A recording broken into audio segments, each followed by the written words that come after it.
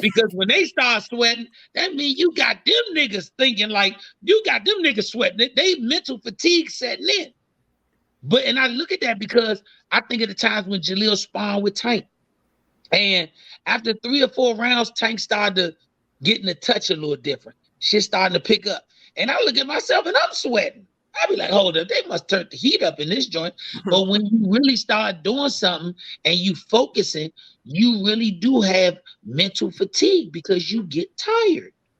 A lot of these dudes that had a smooth sailing, and smooth sailing don't mean they for a duck. Smooth sailing means when they know they got the fight in hand, they don't look to go in the fight in dramatic fashion.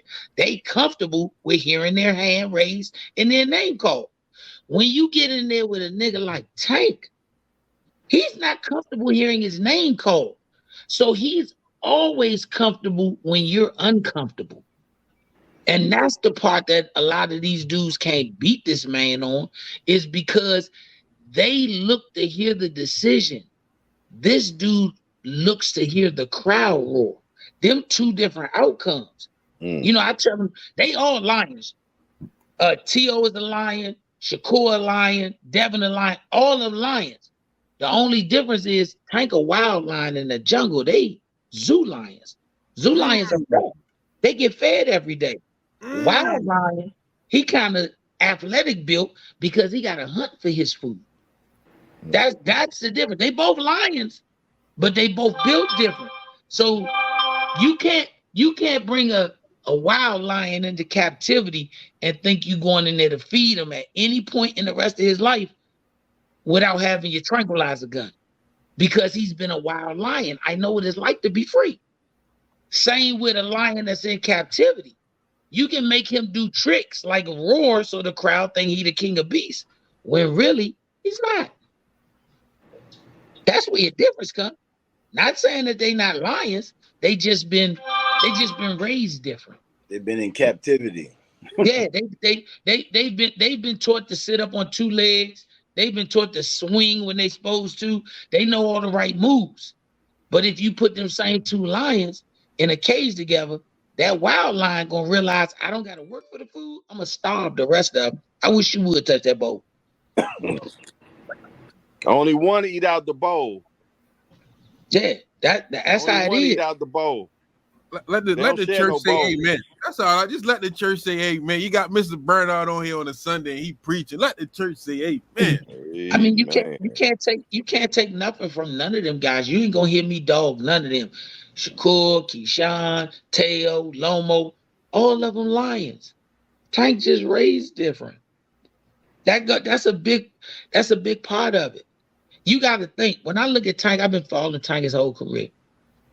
Tank just started getting comfortable in the last 6 fights with interaction with the media. He wasn't comfortable before that because you taking him out the jungle. Now it's like everybody here is tame, brother. You ain't got to bite nobody. And that made him uncomfortable. He just getting comfortable with the media. Where if you look at the rest of them, they was always the media darling. They were always the guy that, yeah. So his comfort zone is different.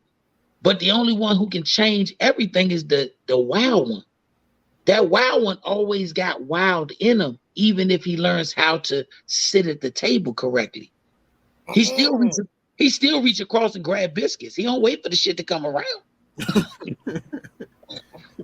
That's the difference. Damn. You look at how Calvin and Kenny are in the corner. When they get to the point where this fight shouldn't be going on, they tell him, "Hey, Slim, we still here. Why? Oh, let me go get this shit over with."